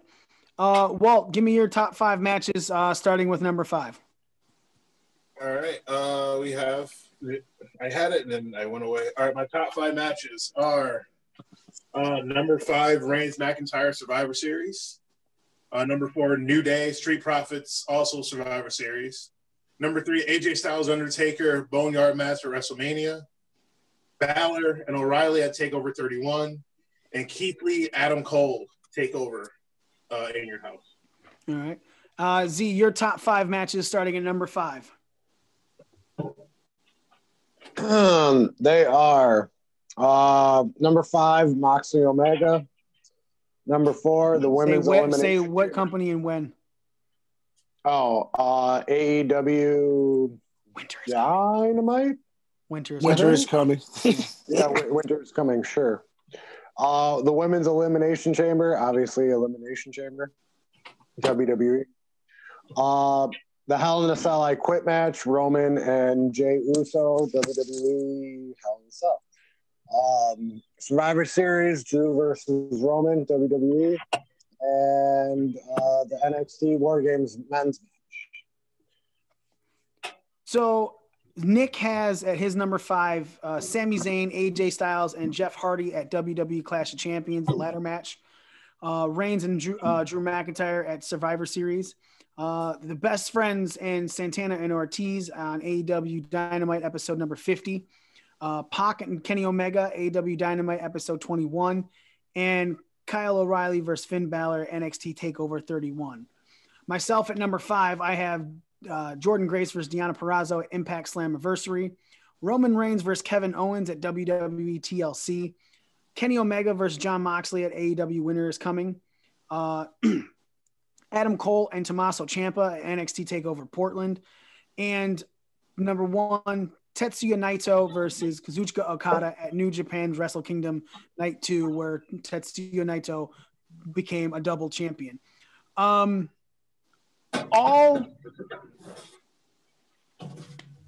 3 of you guys have Finn Balor and Kyle O'Reilly at NXT TakeOver 31 in your top 5 matches. Walt, I'll start with you. You actually have it at number 2. Why do you have it so high? What stood out in that match to you to where you had it at your number 2 spot? For me, that match, I know how good Finn Balor is. I've been a fan of Finn Balor since he first debuted at NXT because that was the first time I've heard of him. I never watched him before. And he has impressed me since the first day I personally saw him, and I've been a huge fan of his since. So I knew what he could offer. I've only known Kyle O'Reilly as a tag team guy, as kind of like, for lack of a better term, a lackey for the Undisputed Era. And I didn't know if he could really be a standout guy, be a one-on-one performer. That match showed me that Kyle O'Reilly. Now, I do like him and Bobby Fish as a tag team. I enjoy the hell out of their matches. But to see Kyle O'Reilly kind of take that next step into being a potential main eventer, a guy that can strike out on his own, that was kind of his arrival moment for in NXT and for me. And I'm sure for a lot of other fans who aren't as familiar with O'Reilly outside of NXT as some other people might have been. So it's high on my list just because of that, because I think they did a hell of a job putting Kyle O'Reilly over and making him look like a legitimate top guy. All right. Smitty, you have that same match at number 4. Similar reasons, the surprise of Kyle O'Reilly, even though I know you've probably seen him in other promotions as a single star. Is that why he's the match is so high for you in NXT, or is it for different reasons?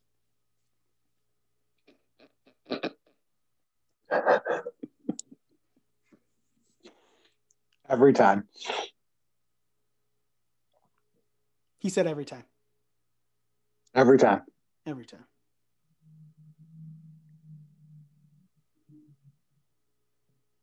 How long before we tell him? I wasn't going to at all. You fucking idiot. You spoiled it. Yeah, that's What'd you say? Yes, what'd you say? It was my number 4 for similar reasons that were just stated. It's just coming out as a single star in NXT. Hold on. You just said all this stuff. How are you stumbling over it still? I'm stumbling over it now because at first I got it out clear. I don't believe that for a fucking second. So yeah, this is Kyle O'Reilly. Like Walt said, it's kind of Kyle O'Reilly's coming out in NXT.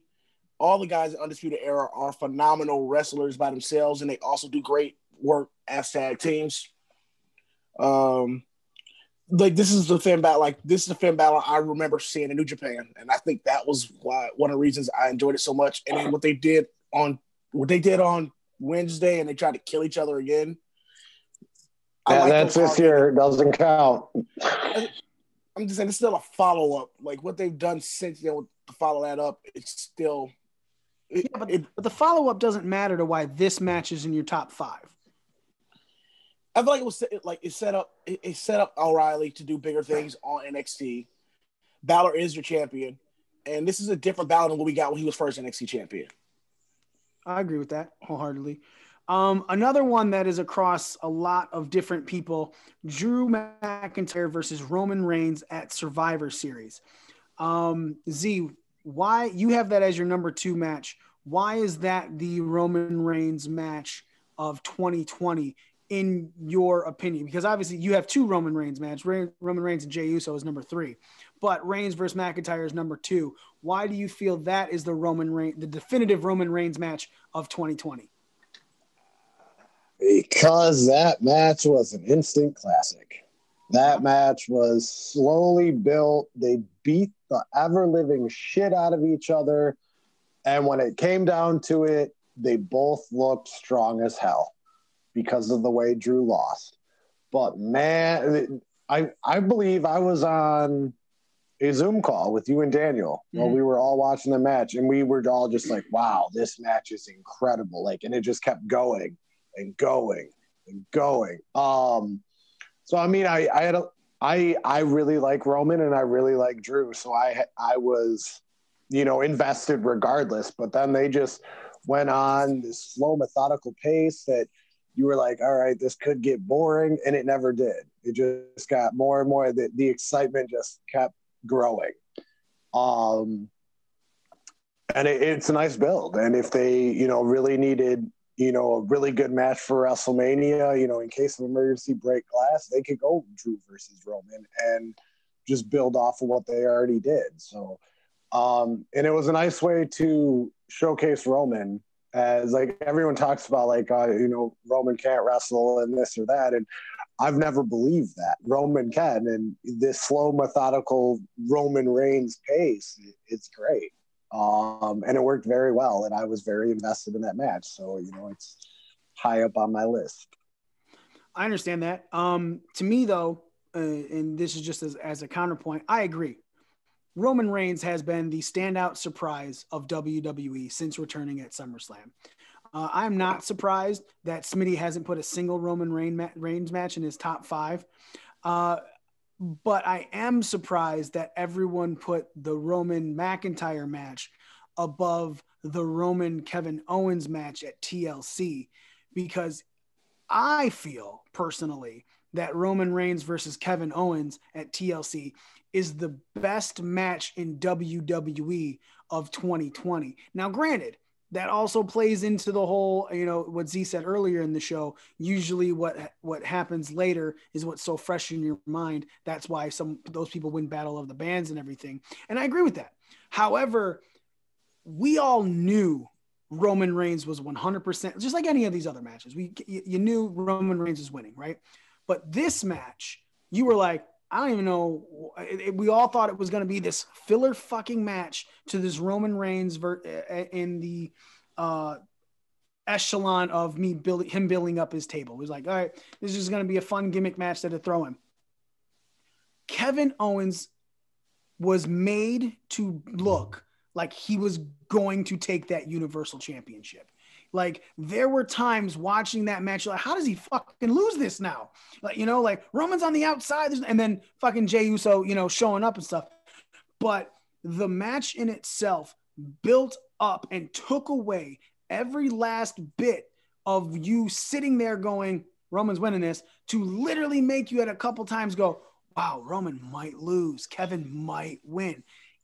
I could not believe that it was built like that, the way that those two people, and again, 100% a lot of Roman for how he sold for Kevin Owens to make Kevin Owens look like a fucking god against him in a pace that is, like Z said earlier, is wonderful to watch Roman wrestle at. I love this pace of Roman Reigns.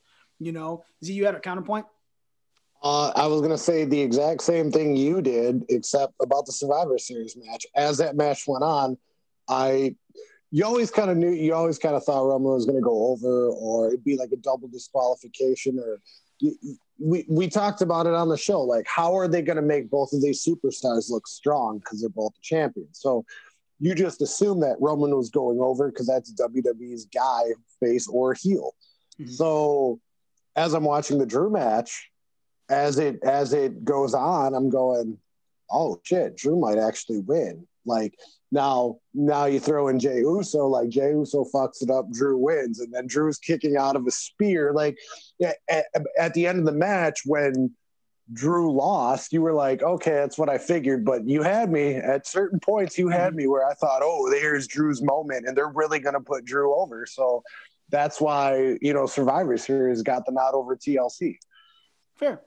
Smitty, you, myself, and Z are the only ones that have a women's match on our top 5 match. You and I have the exact same match. Deanna Purrazzo. I love bitches. Okay. Deanna Purrazzo versus Jordynne Grace, where Deanna Purrazzo became the Impact World Champion at Slammiversary shortly after being released from WWE.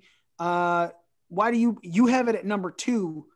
Why do you feel it's that high on the list of matches for the year? I think it's already a well-known fact that I love women in tag teams wrestling on the show. I'm the person that is probably the most avid about women's tag team wrestling. And this was a really good match. It was I think this was probably the best women's match of the year. Seconded by the Hell in a Bailey and Sasha Banks. And then it was a good story and everything that led up afterwards. It was probably one of my favorite feuds this year. Okay. I'm going to agree with you. I honestly feel it was the best women's match of the year, seconded by the Bailey Sasha Hell in a Cell. Literally, this match and that Hell in a Cell match between Bailey and Sasha were floating between my 5 and 6. It's not like I picked a women's match to throw in here. I thought those 2 matches were so fucking good. They both deserve to be in the top 5, but I just couldn't put them over anything else I have above them. Jordynne Grace and personally, Deanna Purrazzo, I love women's wrestling. Jordynne Grace and Deanna Purrazzo put on a fucking wrestling clinic. We've talked over and over about this show, how WWE has the women's revolution, but it wouldn't have happened if Impact's women's wrestling didn't start everything with Gail Kim and all of the stuff going on back then. It just didn't have the notoriety that WWE does. That's why WWE is getting a lot of the credit. And that's fine. Like, you know what I'm saying? There's a lot of things where people do it well, and then, someone comes in and takes your fucking, your idea for the telephone or whatever. That's how that happens. Someone just is more popular. But Impact Slammiversary's match of Jordynne Grace losing that title to Deanna Purrazzo was just wonderful. It was like top to bottom, that match it didn't really have any flaws. And that's what kind of put it above the Sasha Bailey thing for me, because yes, the match was a gimmick match at the Hell in a Cell, but there were minute details that you're like, all right, I got to give the nod to Grace and Purrazzo. And again, Impact's women's division is just spec-fucking-tacular. Love the knockouts. Yeah. So, Walt, your number 1 match is Keith Lee and Adam Cole, with Keith Lee becoming the double champion for the NXT champion as well as the North American champion. Explain to me why that's your top match of the year. Short answer, because a brother won the title, bro. That's not like something I would say. That's a Smitty answer. But long answer, more detailed. Keith Lee is the first time I saw Keith Lee was not 2 years ago now, when I met up with you and Z at NXT in Royal Oak. Mm-hmm. That was the first time I'd ever seen Keith Lee. Really? And I was blown away by his talent in the ring. Like he took on Roddy Strong. He put over Roddy Strong. But like what the dude looked, he moved like a cruiserweight. He moves like a cruiserweight. It's like the old school WWE game. If you gave Big Show Rey Mysterio's moveset, that's kind of how he moved. And I was like, this guy is good. And he didn't cut a promo or anything, but you could just I felt his charisma and just in the ring. And I was like, all right, I gotta keep an eye out for this guy. And then I think a week or two later, he had his first match with Dijakovic on NXT TV, and that match was just like, it was incredible. Two big guys going at it, and it was a good match. It wasn't like, you know, Viscera versus King Mabel, or, you know, where it's like, oh, this match. Wait, aren't those? Yeah, they are. Yeah, they're the same person. Yeah, I was like, wait. Big Show versus King Mabel. My bad. Whatever. I was like, wait. I was gonna let it go. Z called it out. Yeah, my bad. Look, I heard it, but I figured if you just keep talking through a mistake, it's not a mistake. That's what I've learned from politics. Anyway. Fiend versus Husky Harris. Huh?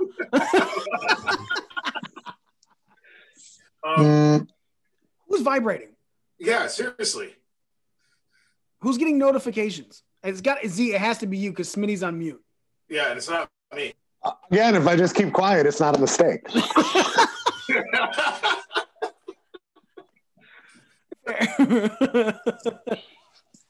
But okay, anyway, back to my answer. So I've been a fan of Keith Lee since I first saw him. Adam Cole is just another one of those guys that if Adam Cole's had a bad match, I've yet to see it.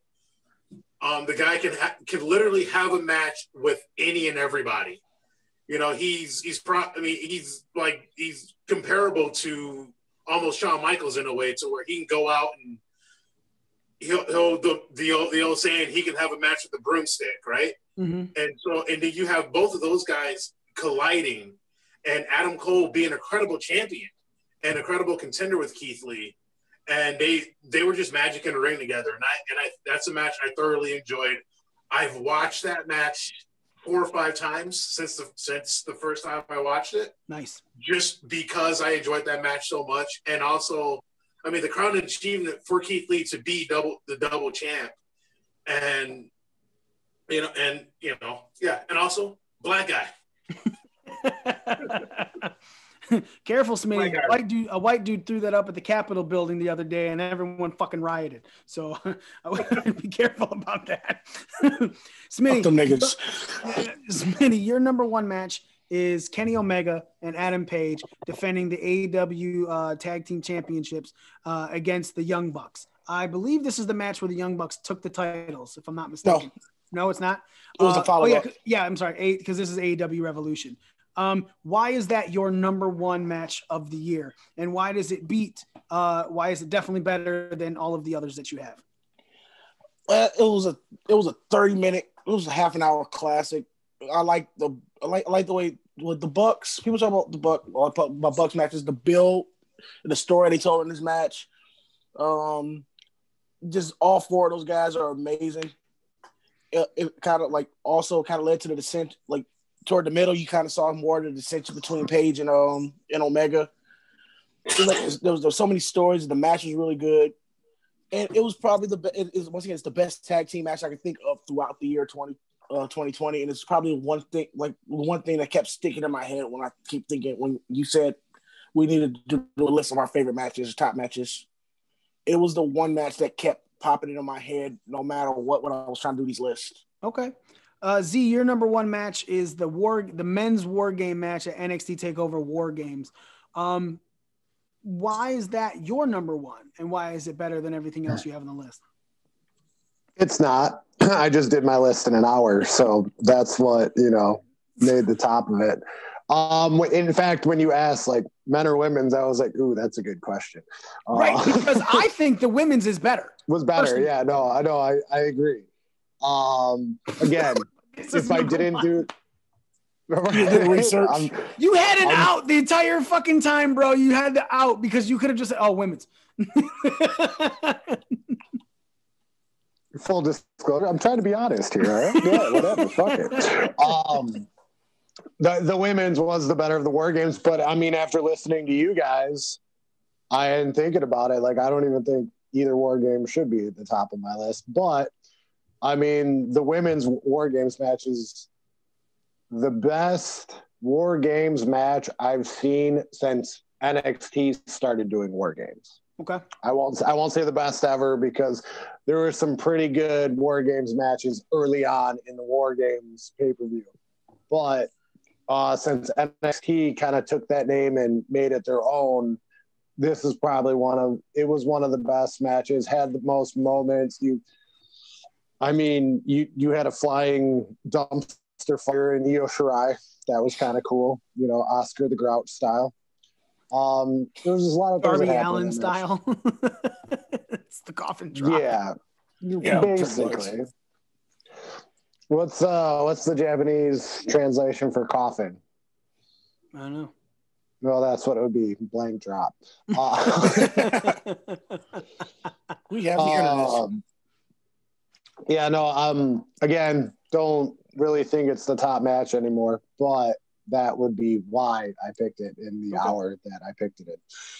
I have Tetsuya Naito and Kazuchika Okada from New Japan Wrestle Kingdom Night 2 as my number one match. The reason I have it above everything, and I have it above Cole and Ciampa from NXT TakeOver Portland, because I just that match, the Ciampa Cole match, blew my fucking mind, and I could not, after watching it, say it was better than Naito and Okada. And Naito and Okada have just, for me, this entire year been the match. And look, I've been a Naito fan unapologetically since we started bringing New Japan onto this show. I fully admit that until 3 years ago, I had no fucking clue who Naito was. When we first found out about when we first found out about him, he was the IWGP Intercontinental Champion, but he was a heel, and he treated that belt like shit, throwing it around. It broke. It was like the hardcore title met a real prestigious title, except the shit really happened to the title because he just didn't give a fuck, but he made it to the New Japan's main event before in Wrestle Kingdom and just didn't have anything culminate. This match, it followed him and Jay White from night one.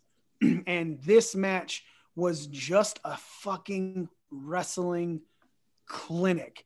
It is something that, like, I've always said, New Japan is everything that you want in wrestling, except it doesn't have any of the entertainment factor to make it as big as the WWE, and full disclosure, not everyone in New Japan will be good in WWE.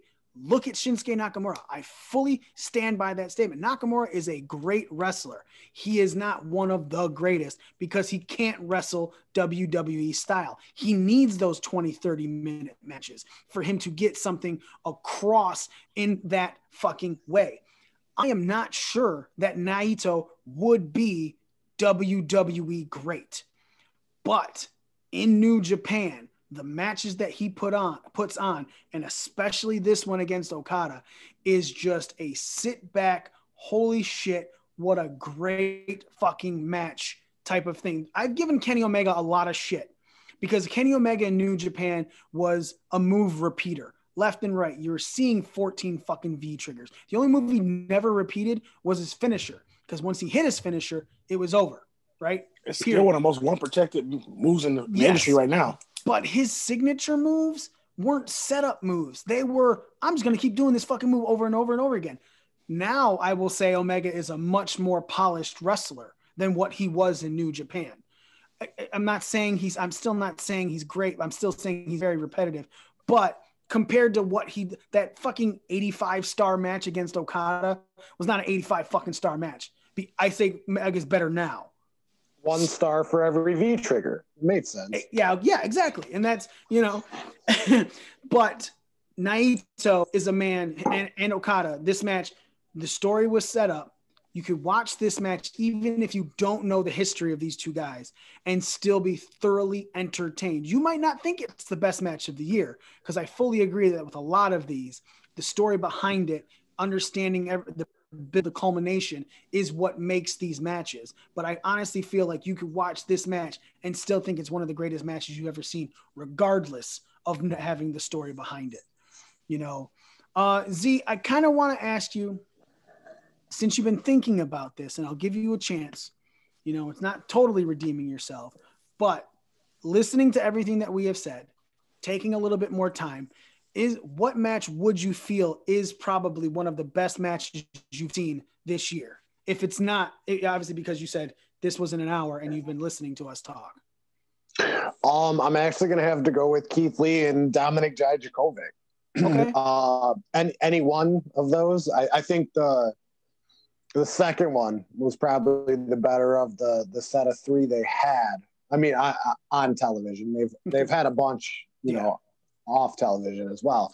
But when Walt started talking about him, seeing Keith Lee for the first time, and then him seeing the match with him and Dijakovic, I remembered how good that match was. Like that match, it like Walt had said, like it was two guys that, I mean, it was watching two guys that are both like 6'5" plus and 300 pounds plus wrestle like Sean and Brett.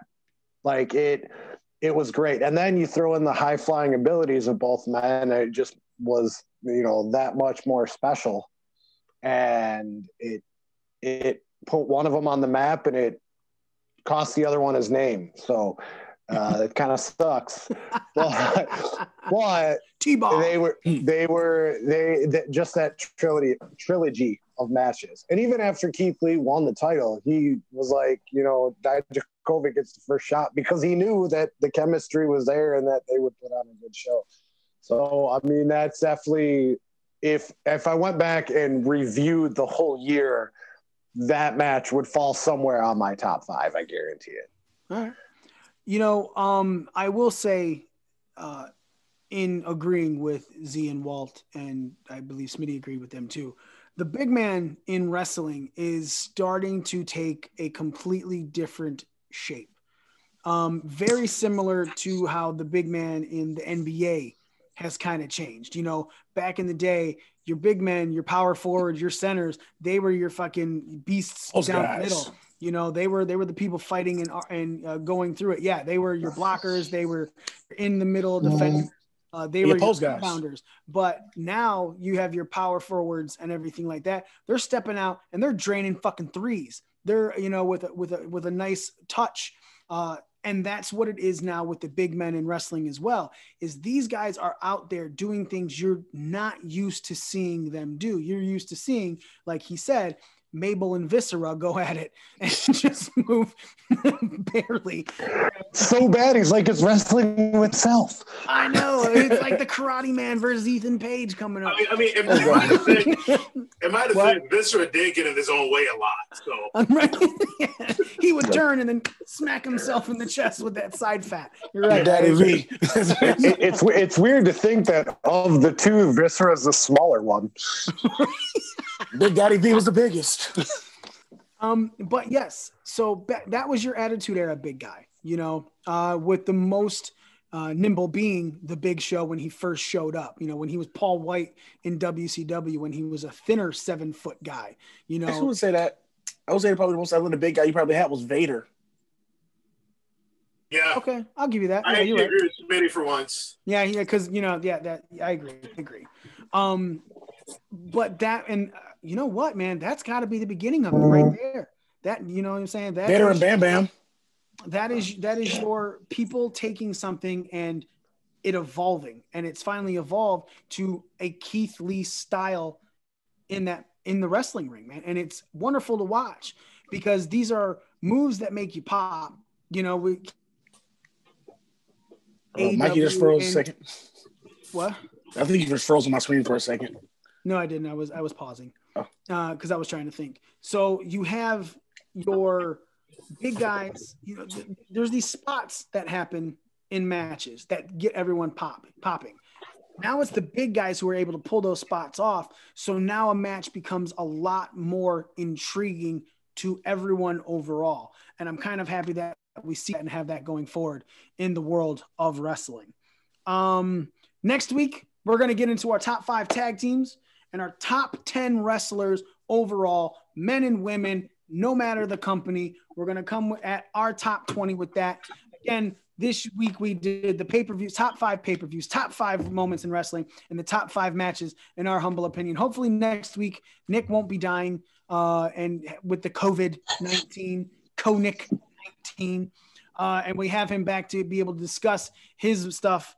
That being said, be fucking nice to each other. Give a shit about people. Remember, you're not the only fucking person in the world. There's much more at stake than just what happens to you. Be fucking kind. That being said, make sure you go to breakingdownthering.com. We'll actually have a brand new t-shirt up within the next week, boys, for you to push and sell. So you guys check out breakingdownthering.com. Check out our official merchandise. Follow us on all of our social media links. That being said, we are your ring crew. Smitty. Zeke. Well, and me, the almighty one, Mikey himself. Thank you again so much for watching, so much for listening, and we are out.